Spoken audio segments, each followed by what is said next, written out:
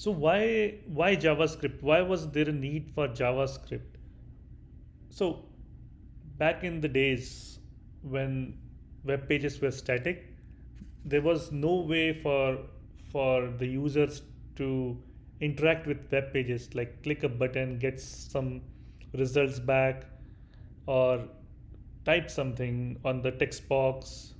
So Netscape, which was a pioneering company that time, decided that we must build web pages as interactive. And then Brandon Eich, who was a developer in Netscape, created this language in just 10 days. So in September 1995, JavaScript was born. And actually, the name of JavaScript first was originally named as Mocha, and then it got changed to LiveScript, and then eventually to JavaScript.